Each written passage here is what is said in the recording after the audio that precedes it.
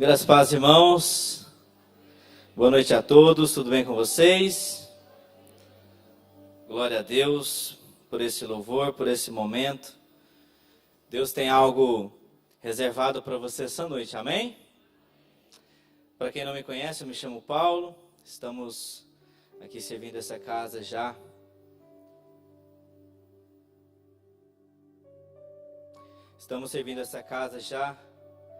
há mais de um ano, e nós temos visto a bondade de Deus, como foi cantado aqui, não apenas na minha vida, na minha casa, mas na vida de diversos irmãos, amém? Glória a Deus. Vamos então para a palavra de hoje. Deus pôs essa palavra no meu coração no domingo passado. Eu estava observando alguns irmãos que têm algumas causas urgentes diante do Senhor. E Deus colocou no meu coração alguns princípios que ativam a urgência no céu, amém? Eu sei que você está orando por algo, você está buscando o Senhor por algo. Não sei se você está orando por uma cura, não sei se você está orando por uma questão financeira.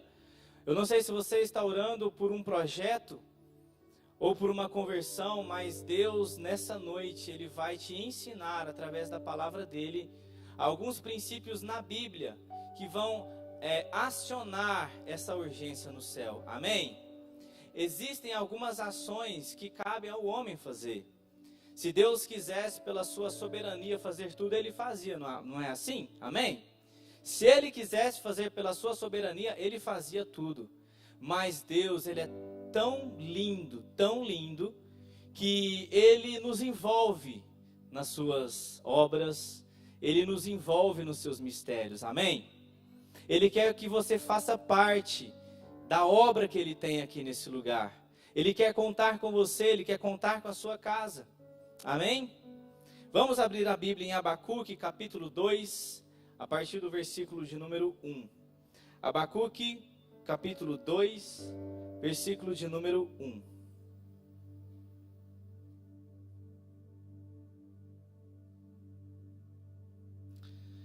Quem encontrou, diga amém. Temos alguns irmãos procurando ainda. Agora nós vamos descobrir quem é bom de Bíblia, né? Como diz o pastor, né? Abacuque, um dos profetas menores da Bíblia Sagrada, capítulo 2. Nós vamos ler a priori apenas os 2 primeiros versículos. Abacuque, capítulo 2. Se você abrir nos evangelhos, você volta um pouco, você vai entrar em 12 pequenas obras que são os profetas menores. Abacuque, capítulo 2. Amém? Então, dentro de fé, nós vamos falar sobre acionando a urgência no céu. Amém? Glória a Deus. Abacuque 2, versículo 1 em diante, assim está escrito: Sobre a minha guarda estarei, sobre a fortaleza me apresentarei, e vigiarei, para ver o que fala comigo e o que eu responderei quando eu for arguido. Então o Senhor me respondeu e disse: Escreve a visão e torna bem legível sobre tábuas, para que possa ler o que correndo passa. Amém? Feche os teus olhos, vamos orar mais uma vez. Espírito Santo de Deus, aqui está, meu Pai, a tua palavra. Meu Deus, eu sei, meu Deus, que o Senhor está reservando algo especial para essa noite. Eu sei que o Senhor tem resposta para entregar essa noite. Eu sei, meu Pai, que respostas de perguntas que irmãos têm feito há muito tempo em oração serão respondidas hoje.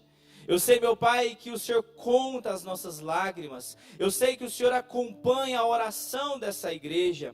Espírito Santo, tenha liberdade nessa noite. Faça do teu jeito. Conduza este momento conforme a tua vontade, Pai. Pois tudo o que nós queremos aqui, meu Deus, é ouvir o Senhor falar conosco. É ouvir a tua doce voz em ação direta com o nosso ser. Espírito Santo, que este momento, assim como o louvor, o Senhor já estava presente, nos conduzindo à adoração. Eu te peço em nome de Jesus, nos conduza na tua palavra nessa noite. Como eu sempre costumo dizer, nós não viemos aqui para ouvir o homem, nós viemos aqui para ouvir o Senhor falar. Nós viemos aqui para ouvir a Tua palavra, para que ela, meu Deus, possa nos direcionar. Lâmpada para os nossos pés é a Tua palavra, é ela que nos dá direção. Não é a opinião de homens, não é o que a gente acha, o que a gente pensa. É a Tua palavra, é ela, meu Deus, que tem realmente um direcionamento para as nossas vidas. Que hoje, meu Pai, a Tua palavra possa conduzir de forma poderosa e tremenda, Senhor, meu Pai, em nome de Jesus. Amém. Amém?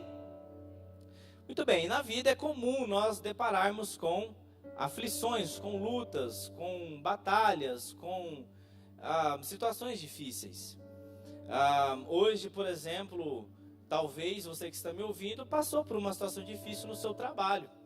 Talvez você teve um enfrentamento no seu trabalho. Talvez na sua casa, você lá na sua casa, infelizmente, tenha pessoas que pensam diferente de você. Talvez tem pessoas que não te acompanham na fé. Aflições nós temos. Jesus não profetizou, Ele nos alertou que no mundo teríamos aflições. Sabíamos desde o início que teríamos problemas, teríamos dificuldades. Mas a questão, esse texto muito conhecido, muito famoso, né? No mundo tereis aflições, tem de bom ânimo, eu venci o mundo. O ponto não é a questão das aflições, acredito que todo mundo aqui sabe disso. O ponto é o que nós fazemos quando a aflição chega. Qual é o nosso posicionamento? Como nós lidamos com ela? Porque se ela vem, como eu me posiciono? De repente, um posicionamento errado, meus irmãos, pode piorar a situação. O que era uma aflição pode se tornar um problema grave. Porque nós sabemos, por exemplo, que o pecado da murmuração, ele abre brechas para que o inimigo possa nos afrontar. Então já está um problema acontecendo e eu, ao invés de me posicionar diante de Deus, eu me posiciono diante de reclamações, de murmurações. E o inimigo, ele não tem condições de atacar ninguém simplesmente por atacar. Ele só consegue nos atingir se nós dermos abertura para ele. Ou se o próprio Deus autorizar, é claro, por um caso específico, como aconteceu com Jó. Mas, se eu não me posicionar adequadamente diante das aflições, eu posso estar piorando a situação. Então, meus irmãos, nós olhamos para a palavra de Deus e nós falamos muito sobre confiança em Deus, sobre priorização, colocar Deus em primeiro lugar. Nós aprendemos muito. Aqui na igreja nós ouvimos diversas palavras que nos ensinam sobre isso. É normal nós ouvirmos os pastores pregar, o pastor Antônio falar sobre isso. No Ministério de Casais nós temos abordado Mateus 6,33, buscar em primeiro lugar o reino de Deus e a sua justiça. Porque quando nós nos colocamos a busca no Senhor como prioridade nas nossas vidas, nós vamos encontrando o caminho das coisas, o caminho das situações, não é? Só que nós sabemos que na vida existem níveis de confiança. Quer ver um exemplo? Se você tem 20 reais, uma nota de 20 reais aí, por exemplo, e você tiver que pedir para alguém guardar esse dinheiro, com certeza você vai pensar em algumas pessoas, não é assim? Mas e se for 20 mil reais? Você talvez não pense em tantas pessoas assim. Talvez você vai pensar em uma ou duas no máximo. Por quê? Porque com o valor maior, aumenta a sua preocupação, aumenta o seu cuidado. Talvez nem porque a pessoa não é de confiança, mas é porque 20 mil chama atenção. Realmente é uma cifra que chama atenção. Pode aumentar o perigo, né? Enfim. Então, talvez, por exemplo, você é convidado para um jantar. Ao mesmo tempo, você é convidado para um outro jantar. E você tem que escolher em um dos dois. E aí você vai pensar na decisão, para que lugar nós iremos. Você pode colocar para você tomar a decisão, por exemplo, a distância, por exemplo, o custo, por exemplo, o bem-estar dos seus filhos. Você vai acabar priorizando um, você vai acabar escolhendo um. Então nós sabemos que existem níveis de confiança e existem níveis de prioridade. Qual é o nível de confiança que você tem em Deus? Qual é o nível de prioridade que você dá para a influência dele na sua vida? Porque nós, meus irmãos, viemos para a casa dele, nós cantamos, nós louvamos, nós glorificamos o nome do Senhor. Mas e quando a situação difícil chega, como a gente se posiciona? Como a gente se coloca diante de Deus? Aquela canção Gratidão que ela foi ministrada aqui, aquela canção, será que eu consigo cantar ela, eu consigo louvar ela com aquela letra quando a situação está ruim? Quando a situação está difícil, quando eu estou buscando algo da parte de Deus? Será que eu consigo colocar ela ali, ouvir e cantar e elevar os meus pensamentos ao Senhor? E nesse texto que nós aqui acabamos de fazer a leitura, Abacuque, ele estava vivendo uma situação muito difícil. Abacuque, diferentemente da maioria dos profetas, ele era um profeta o contrário. Porque normalmente o profeta ele recebe da parte de Deus uma mensagem, ele recebe da parte de Deus algo para compartilhar com o povo. Só que Abacuque, ele pega a dor do povo e apresenta para Deus. Abacuque no capítulo 1, se você observar, você vai ver o capítulo começando com uma oração que era um clamor, um pedido de socorro que ele fazia, que ele fez diante de Deus. E aí na sequência você vai ver Deus respondendo ele da primeira vez. E no final do capítulo 1 ele vai fazer uma segunda oração. Ele vai dizer: Deus, o Senhor não está vendo o que está acontecendo? Pai, a Babilônia está chegando aí, os caldeus estão chegando aí, a coisa está feia. Senhor, será que o Senhor não está vendo que eles são muito piores do que nós? Sim, nós estamos, em pecado, mas eles são 1000 vezes pior do que nós. Ele pega a dor dele, a dor do povo, ele se coloca na dor da casa dele. Aqui talvez seja um dos textos mais bacanas de se pregar sobre intercessão. Ele se coloca ali na posição de toda a nação e ele exclama em plenos pulmões: Deus, o Senhor não está vendo? O Senhor não está vendo o que está acontecendo? Isso nos mostra que Abacuque estava sofrendo em um nível muito alto, muito alto. É fácil de imaginar Abacuque olhando para todos os lados, vendo pecado de todo tipo, corrupção de toda forma, pecados de moralidade de todo tipo, e ainda ficar sabendo que está vindo uma nação. A Assíria estava em decadência, estava ali vindo agora o Império Babilônico para invadir Israel. Como que ele iria se posicionar? Como que um homem se posiciona sabendo que está vindo alguém para tomar a sua casa? E você não tem como fazer nada, praticamente. Está vindo uma pessoa para te derrubar e você não tem como fazer nada. É como se você souber de uma fofoca no trabalho. Olha, você vai ser demitido. O que fazer diante dessa situação? Sabe? Você faz o exame, está esperando o diagnóstico e chega alguém perto de você não, mas isso aí que você está sofrendo é isso, isso e isso. Sabe? E aí você não tem como fazer nada. E Abacuque vai nos ensinar um princípio valioso. E o que nós vamos trabalhar nessa noite é sobre princípios. Nós conhecemos diversos princípios na Bíblia. Abacuque, ele usou o princípio de subir a um lugar isolado, de se separar em um lugar isolado e buscar ao Senhor com todo o seu coração, de toda a sua entrega. Tem outros princípios na Bíblia. Você conhece a lei da semeadura, por exemplo. Se eu planto, eu vou colher. Se eu planto uma vida de pecado, o que eu vou colher? Raízes de iniquidade. Eu vou colher morte. Agora, se eu planto uma vida de serviço ao Senhor, o que eu vou colher? Você já sabe, eu vou colher bênçãos. Temos o princípio do dízimo, por exemplo. O princípio do dízimo não é uma segurança, uma confirmação de prosperidade. Ele é uma proteção espiritual temperada com fé e direcionamento de Deus, sabedoria sobre aquilo que Ele põe nas nossas mãos. Então nós temos alguns princípios na Bíblia. E eu quero compartilhar com você alguns princípios que vão ativar a urgência no céu. Amém? O que você tem orado, o que você tem clamado, o que você tem esperado da parte de Deus, em nome de Jesus eu sei que Deus vai falar com você, se não em todos, pelo menos em alguns. Tem vários, mas eu separei alguns aqui que Deus pôs no meu coração, que eu sei que Deus vai falar com você. Amém? Você crê nisso? Amém? Glória a Deus. Glória a Deus. Então, o primeiro princípio que eu quero compartilhar com você, esse princípio aqui, ele é muito poderoso. Ele é muito poderoso. Preste atenção. O princípio da confissão e do arrependimento. Provérbios 28:13 diz: o que encobre as suas transgressões nunca prosperará, mas o que confessa e deixa alcança misericórdia.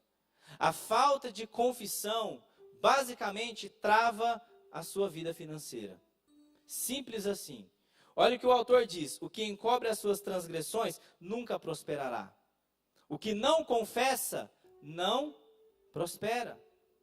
O que, mas é pecado na área financeira? É uma área. A Bíblia diz que quando eu não abro o meu coração, quando eu não me arrependo das minhas faltas, a minha vida financeira, a minha vida de forma geral, corre sério risco. Você tem confessado, você tem deixado a porta do teu coração, você tem aberto a porta do teu coração.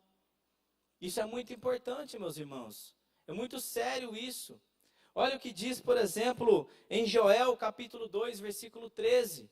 O irmão Léo acabou de citar aqui no início do louvor, sobre o derramar do Espírito Santo, a promessa do derramar do Espírito Santo, escrito em Joel no capítulo 2, no final do capítulo 2, mas no versículo 13 está escrito: e rasgai o vosso coração e não as suas vestes. Antes do derramar do Senhor, há um direcionamento de Deus sobre arrependimento e confissão. Se você for olhar para a Bíblia, meus irmãos, Deus está nos direcionando o quê? Quer experimentar algo diferenciado da parte de Deus? Rasga o teu coração na presença dEle. E se for necessário, confesse os seus pecados. A Bíblia diz sobre confessar uns aos outros.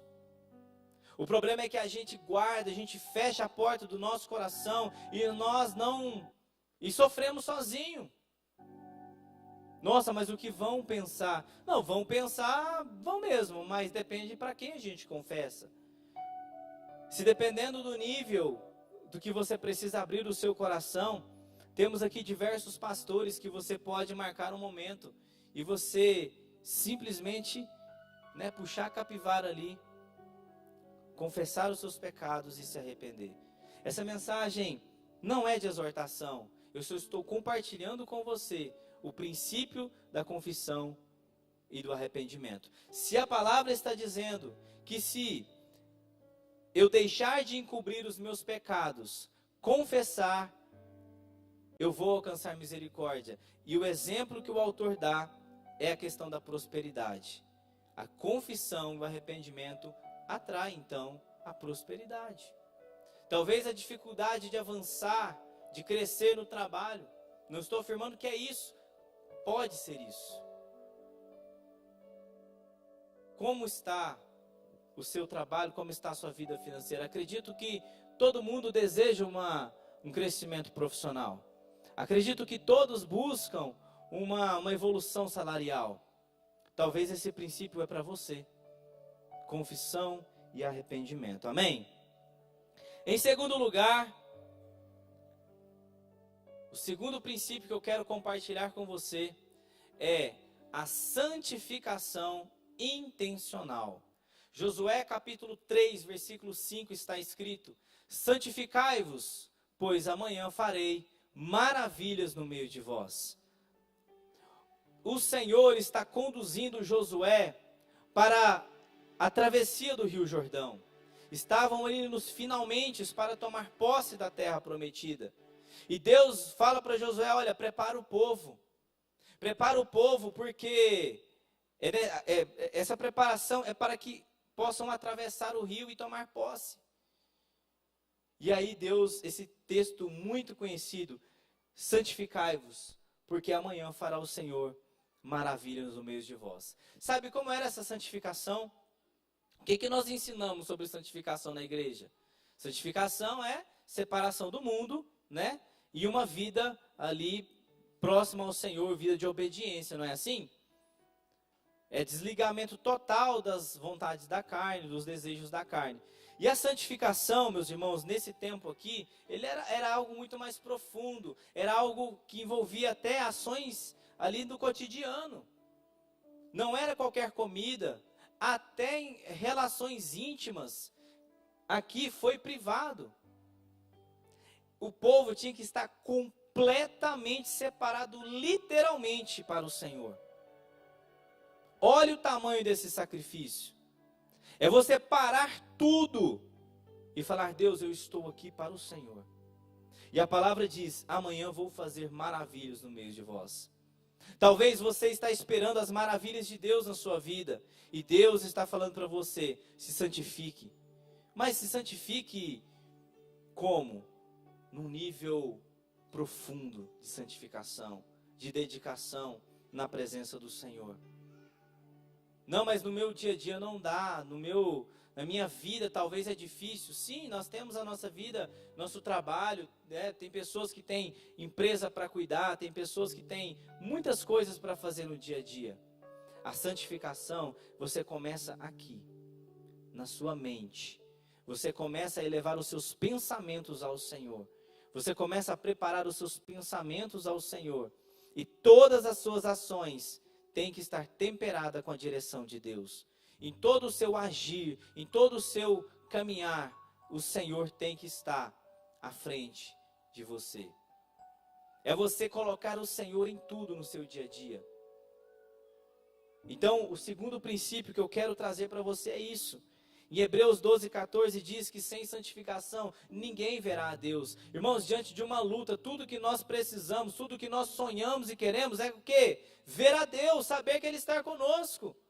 E o apóstolo, quer dizer, se o apóstolo Paulo foi o autor de Hebreus, né, acreditamos que talvez não seja, mas o autor de Hebreus, ele vai dizer, olha, sem santificação a gente não possamos ver a Deus. Não é possível ver a Deus sem santificação. Então talvez o princípio que você precisa para ativar a urgência do céu ao seu favor é o princípio da santificação. E por que eu coloquei santificação intencional? Porque aqui Deus já havia preparado o povo, dizendo, olha, santifiquem-se, porque amanhã eu vou fazer maravilhas.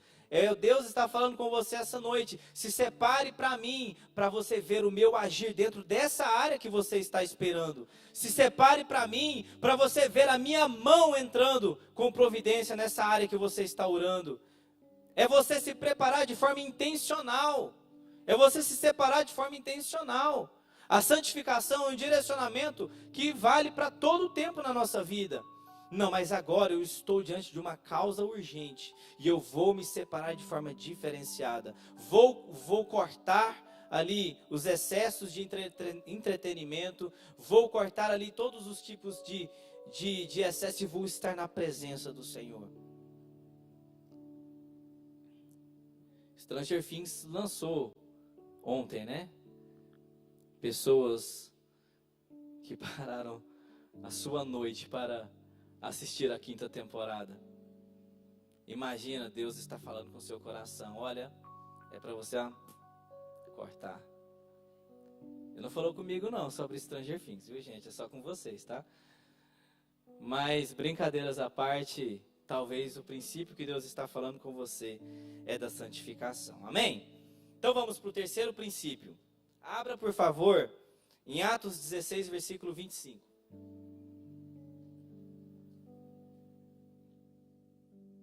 Esse eu vou fazer questão de você abrir. Por quê? A ordem dos pontos está de forma intencional, tá? Aqui não está de forma aleatória, não. Primeiro é confissão e arrependimento. Sem confissão e arrependimento, queridos, é até difícil continuar. Então, o segundo vem a santificação. Agora, em terceiro lugar, vem a adoração extravagante. Repita comigo, adoração extravagante. Amém. Veja o que está escrito em Atos 16, 25 e 26. Perto da meia-noite, Paulo e Silas oravam e cantavam hinos a Deus. Preste atenção nessa frase. E os outros presos os escutavam. Então eles estavam cantando alto. E de repente sobreveio um tão grande terremoto que os alicerces do cárcere se moveram e logo se abriram todas as portas e foram soltas todas as prisões. Queridos, Deus sabia que Paulo seria liberto juntamente com Silas pela manhã. Queridos, a sua adoração extravagante pode antecipar o mover de Deus na sua vida. Paulo e Silas, eles louvavam o Senhor a plenos pulmões, presos, passando todo tipo de dificuldade. E a presença de Deus visitou a prisão, visitou o cárcere. E as portas foram abertas, as prisões foram abertas. Deus sabia que eles seriam libertos pela manhã.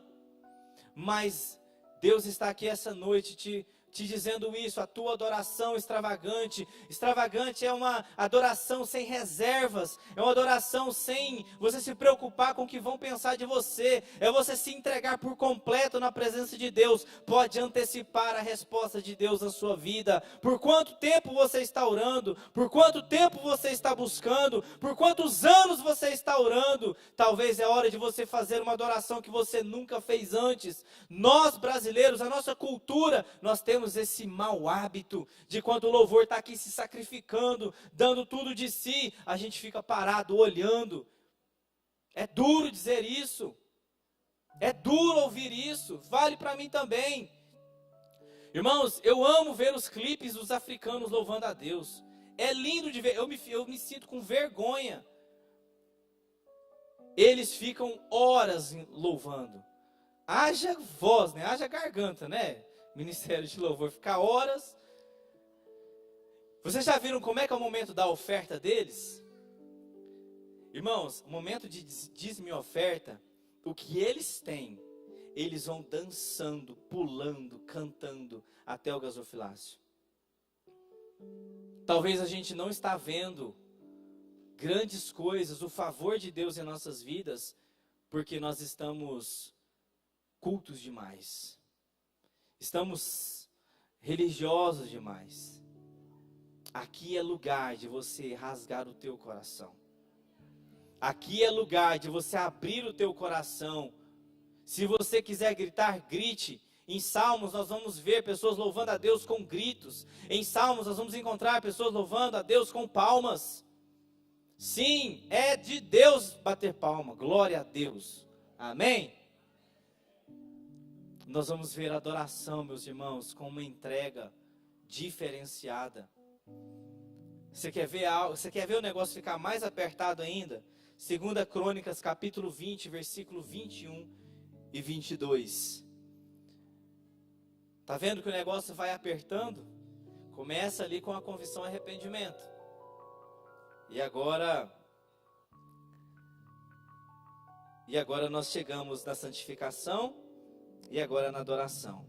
2 de Crônicas, capítulo 20, versículo 21 e 22 diz assim: E aconselhou-se com o povo e ordenou cantores para o Senhor, que louvassem a majestade santa, saindo diante dos armados e dizendo: Louvai o Senhor, porque a sua benignidade dura para sempre. E ao tempo em que começaram com júbilo o louvor, o Senhor pôs emboscadas contra os filhos de Amon e de Moabe e das montanhas de Seir, que vieram contra Judá e foram desbaratados. Isso aqui, o contexto desse texto, o rei Josafá, ele recebe a informação que uma coalizão estava vindo contra Judá. São 3 povos, 2 povos e meio, digamos assim, estava vindo contra Judá, e ele olha para o seu exército, é impossível vencer isso aqui, não tem como vencer essa batalha, não tem como, é só olhar pela quantidade, pelo tanto de pessoas que eu tenho, o tanto de pessoas que está vindo contra mim, é uma guerra impossível de vencer. Então o que Josafá vai fazer? Ele se prostra diante do Senhor, ele se derrama na presença do Senhor, e ele apresenta a sua causa diante do Senhor. E aí Deus fala o seguinte: olha, Josafá, essa guerra não é sua, essa guerra é minha. É o que Deus está falando para você essa noite: essa guerra não é sua, essa guerra é minha. E aí Josafá vai fazer o quê? Ele vai mandar vocês à frente do batalhão de guerra, vão mandar o ministério de louvor, viu, Lucas?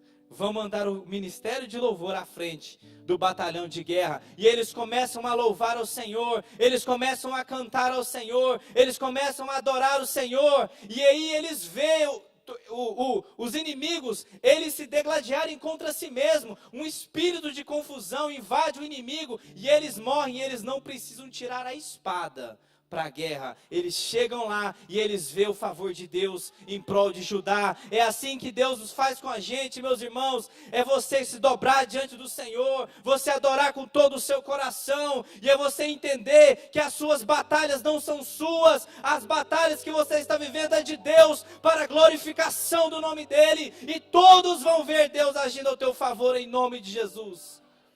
Amém? Josafá não mandou os seus soldados mais fortes, ele não mandou seus soldados mais corajosos, ele mandou o ministério de louvor à frente, cantando e louvando ao Senhor. Talvez diante da sua resposta, já chega de petição, talvez diante do seu problema, chega de murmuração, talvez diante da sua situação, é hora de você cantar louvores ao Senhor. É hora de você cantar canções de adoração ao Senhor. Aleluia! Aleluia! Glória a Deus! O Senhor, Ele está no meio dos louvores. O Senhor ama os louvores. A presença de Deus. Por isso que nós cantamos louvor antes da palavra. Você já se perguntou por que não é depois? Porque o louvor abre o céu. O louvor é um convite para que o Espírito Santo venha no nosso meio. Quando nós liberamos as palavras de adoração, quando nós declaramos palavras de vida eterna, quando nós, cantamos a Ele, Ele escuta do céu, e o louvor como aroma suave chega até Ele, e Ele vem visitar a igreja. Aleluia! Glória a Deus! O quarto princípio, vamos lá, não vamos esquecer, hein? Qual é o primeiro? Confissão e arrependimento. O segundo? O terceiro? Adoração. E o quarto? Agora vamos para a prática? Provérbios 8, 17.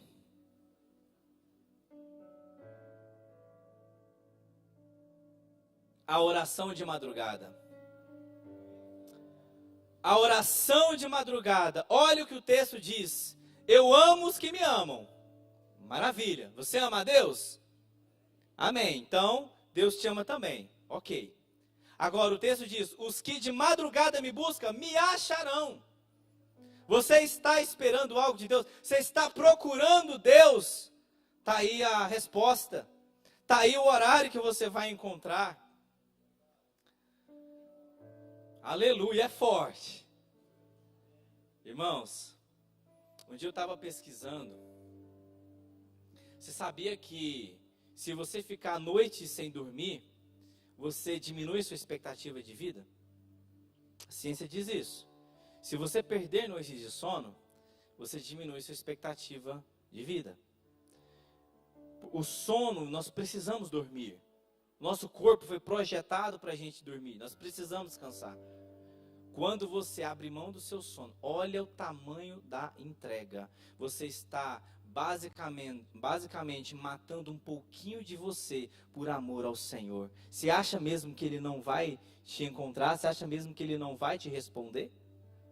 Você está abrindo mão da sua vida pelo Senhor. Você está correndo um risco. Olha só, precisamos dormir e você abre mão do sono. Aqui na igreja nós temos diversas frentes de oração e algumas delas acontecem na madrugada. Queridos, não tem presença mais gostosa da presença de Deus do que na madrugada. Irmãos, a oração da madrugada tem um negócio diferente. Não é, irmão? Alan, o senhor está indo na oração de madrugada agora? Nós temos um grupo de oração na quarta-feira e no sábado, onde a gente passa a noite fazendo um relógio de oração. E, meus irmãos, é diferenciado.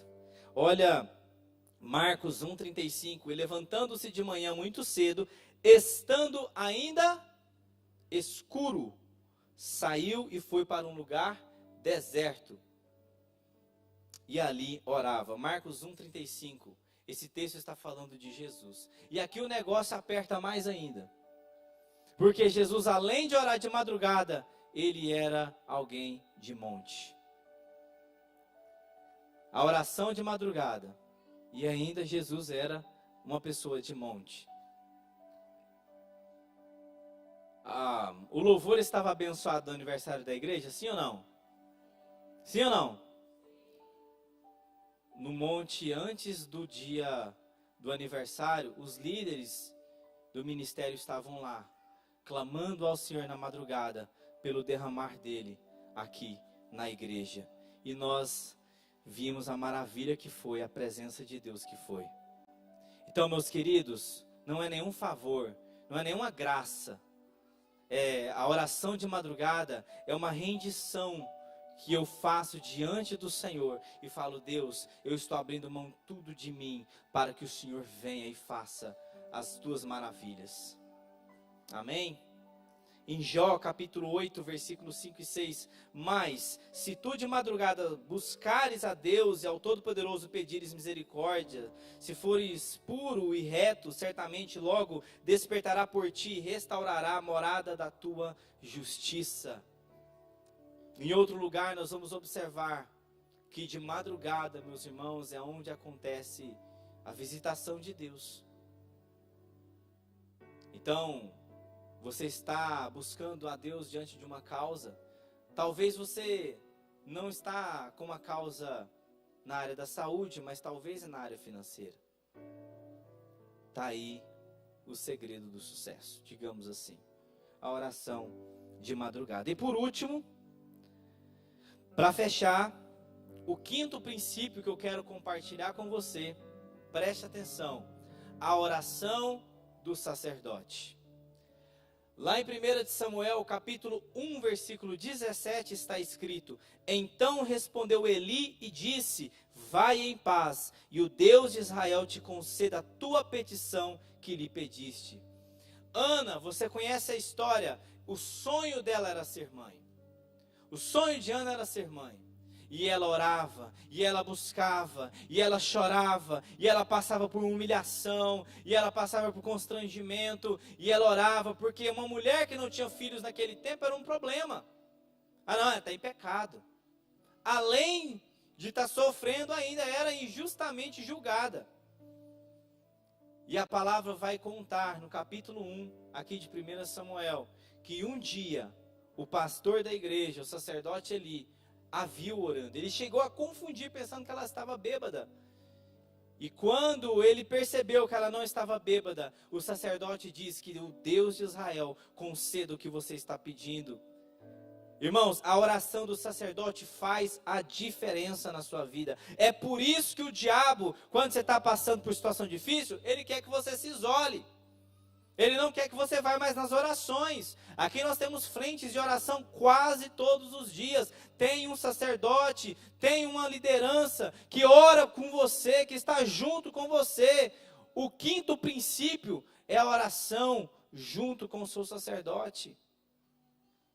É por isso que você tem que escolher uma frente de oração, segunda às 6 da manhã, segunda à noite. Na terça temos o Ministério de Missões orando. Na quarta e no sábado temos também os caçadores. Então, meus irmãos, se você precisa de se você está buscando algo da parte de Deus, a oração do sacerdote faz a diferença na sua vida. Eu lembro uma vez que eu fui demitido do meu trabalho, eu era jovem, solteiro, morando em Rio Verde. Morar em Rio Verde é super barato, né? Morando em Rio Verde. E eu comecei a entrar em pânico. Por quê? Porque o dinheiro parou de pingar, como é que faz? E o meu pastor virou para mim e falou assim: Deus não te demitiu, Deus está te promovendo. Um mês depois eu estava ganhando 2 vezes mais do que eu ganhava antes. Nessa época eu estava, não me lembro que época que eu estava no CETEBAN, mas teve uma época no CETEBAN. Quem tem a vontade de fazer o CETEBAN, levanta a mão. Amém. Se o seu problema é dinheiro, escuta essa. Um dia eu estava no CETEBAN, eu não me lembro se foi essa vez ou se teve uma outra. Eu estava no CETEBAN e aí eu estava sem trabalho. E aí chegou o primeiro mês, né? E chegou o segundo mês. E chegou o terceiro mês. E chegou o quarto mês. No que chegou o quarto mês, aqui, eu acho que esse templo ainda não estava pronto, estava só o galpão ainda. O CETEBAN era ali, né, onde é o Kids. E aí eu saí dali do Kids e fui no estacionamento. Na época eu tinha uma moto. E aí a hora que eu cheguei ali no estacionamento ali, eu fiquei revoltado, comecei a chorar. Estava sozinho, acho que tinha acabado uma prova, sabe? Terminava a prova e ia embora, eu estava sozinho. E eu comecei a chorar no estacionamento mesmo. Eu falei, Deus, eu não posso desonrar a tua casa dessa forma. Eu já estou com 4 parcelas vencidas. Como que pode? Que testemunho que eu vou dar? Que testemunho que eu vou dar? Como que eu vou pregar sobre fé, se eu mesmo estou com 4 parcelas vencidas?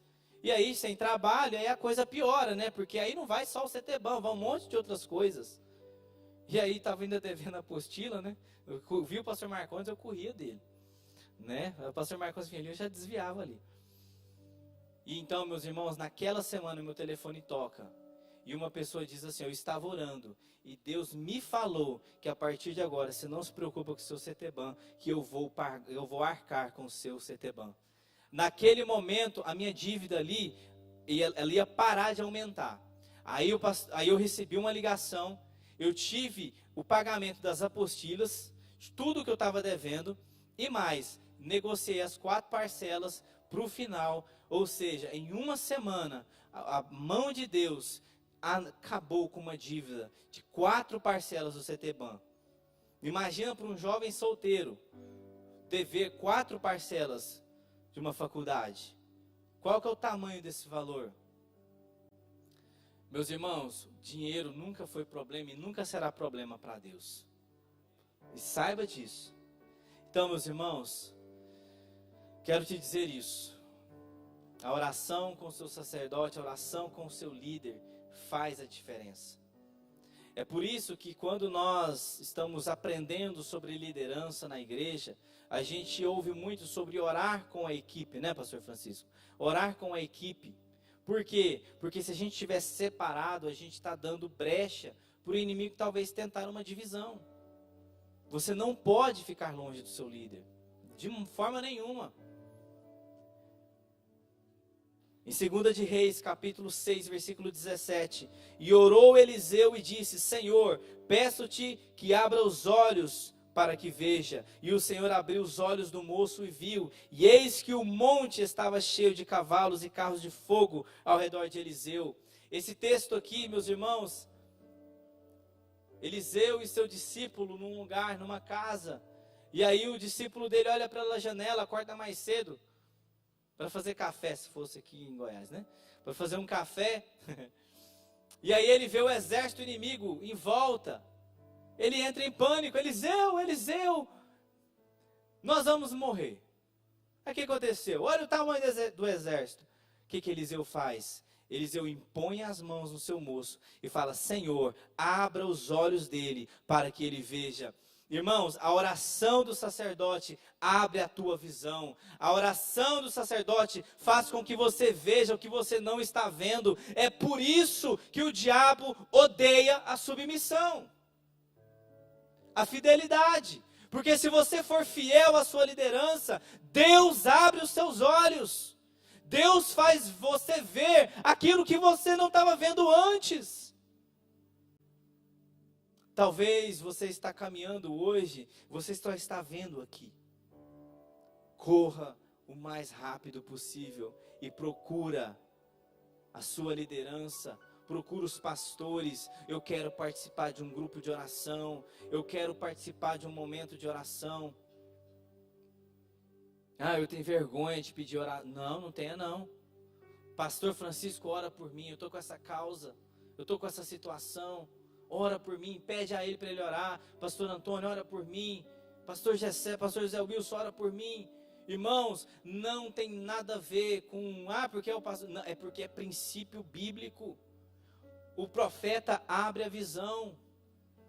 João Batista diz, eis o Cordeiro de Deus que tira o pecado do mundo. João Batista foi o pastor de Jesus. João Batista foi quem abriu o momento, preparou o momento para que Jesus pudesse vir. Ele abriu o caminho para que Jesus pudesse vir da primeira vez.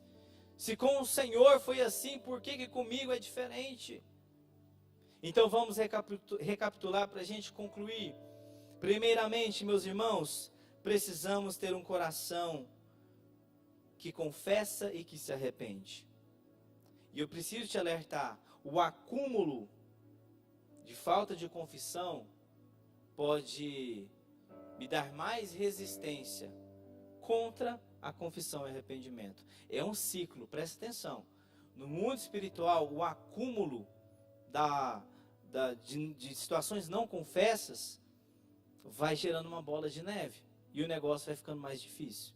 Então não se esqueça disso. Segundo lugar, santificação intencional. Se separe para o Senhor. Diante da causa que você está buscando, se separe para o Senhor. Faça campanhas de oração. Faça campanhas na presença dEle. Fica um tempo sem aquilo que nutre a sua carne. Fica um tempo sem aquilo. Se santifique, se separe de forma diferenciada para Deus. Em terceiro lugar, a adoração extravagante, aquela adoração diferenciada. Sabe? Em quarto lugar, a oração de madrugada. E eu fiz o acréscimo da oração de madrugada no monte. E depois nós fechamos com a oração do sacerdote. Aqui Deus está nos ensinando que sozinho a gente não consegue. Basicamente é isso. Começa com a sua atitude. Começa com você. Tudo começa com o seu posicionamento. Deus é soberano, nós não temos dúvida disso. Mas Ele espera a sua atitude, o seu posicionamento. Amém? Então, para a gente encerrar, é importante destacar que às vezes Deus permite algumas situações nas nossas vidas. Às vezes não é apenas brecha, mas às vezes Deus permite para que a gente possa crescer, para que a gente possa amadurecer e evoluir. Deus, Ele ensina dessa forma. Ele ensina na prática. Às vezes Ele aperta uma situação para que você possa se posicionar do jeito certo. E eu quero te convidar para você abrir o seu coração para Jesus nessa noite. Ele está aqui nessa noite. E Ele está esperando o seu coração arrependido. Ele está esperando a sua santificação, a sua adoração. Ele está esperando a sua entrega de forma diferenciada em oração, em busca. E Ele está esperando o seu alinhamento cada dia mais aprofundado com a sua liderança. São princípios, meus irmãos, que ao pôr em prática, você vai ver coisas que você nunca viu da parte de Deus. Não sou eu que estou dizendo, é a palavra. Se a palavra está dizendo, meus irmãos, nós acreditamos. Amém? Posso aqui usar diversos argumentos com você. Posso ter a melhor oratória possível. Mas se não for Deus, não adianta nada. E aqui quem está falando é o Senhor. E no texto principal, no texto de Abacuque que nós lemos, no versículo 2, quando Abacuque se separa para Deus, quando ele sobe na torre, era um lugar específico ali. Era um lugar que dava para ele ver uma certa distância o que estava acontecendo. Ele podia ver ali o inimigo vindo. Aí o sentinela avisava, olha, está vindo o inimigo. Aí o exército se preparava. Então era um lugar estratégico, né, falando de uma questão militar. Era um lugar muito estratégico. E Abacuque fica lá até Deus responder. E aí Deus fala para ele, olha, anota. O que Deus está falando com você essa noite? Prepara o seu testemunho. Prepara o seu testemunho. É isso que Deus está falando. Você já ensaiou no espelho? Quem já ensaiou no espelho alguma apresentação? Poucas pessoas. O resto todo mundo é craque. Glória a Deus. Irmãos, comece a ensaiar o seu testemunho aqui nesse altar. Você tem coragem para fazer isso? Você tem fé para fazer isso? Então, amém. Então, nós vamos ouvir o testemunho do Suelito em nome de Jesus em breve. Aleluia! Glória a Deus! Então, meus irmãos, comece a preparar o seu testemunho. Comece a preparar o seu testemunho. Amém? Vamos orar então. Feche os teus olhos, fique de pé. Vamos buscar ao Senhor mais uma vez. Eu queria que você levasse nos seus pensamentos agora tudo aquilo que você tem buscado do Senhor, principalmente aquilo que você considera ser urgente. O que você considera ser urgente? Enquanto os irmãos vão ministrar mais uma canção aqui, eu quero que você eu quero te convidar a você elevar a sua voz ao Senhor em oração. Quero te convidar a você a elevar a sua voz em adoração ao Senhor, para a gente fechar, selar essa mensagem de Deus nos nossos corações, amém? Senhor, em nome de Jesus, nós apresentamos, meu Pai, as nossas causas diante do Senhor. Nós apresentamos, meu Deus, o nosso coração diante de Ti. Pai, em nome de Jesus, nós queremos oferecer ao Senhor agora, meu Pai, tudo aquilo, meu Deus, que tem estado, meu Pai, nos incomodando. Ah, Deus, Senhor, esse projeto que o Senhor me deu, essa missão que o Senhor me deu, esse propósito que o Senhor me deu. Talvez tem pessoas, Pai, aqui, que o problema é a saúde.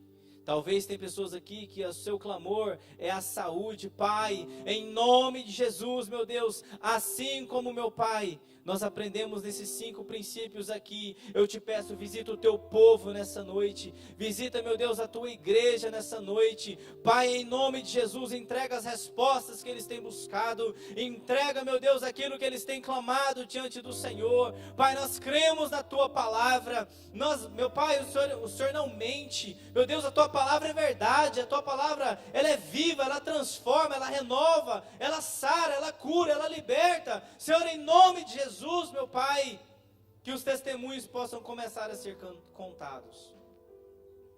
Em nome de Jesus, enquanto os irmãos vão louvar, continue em oração. Amém? Comece a clamar ao Senhor.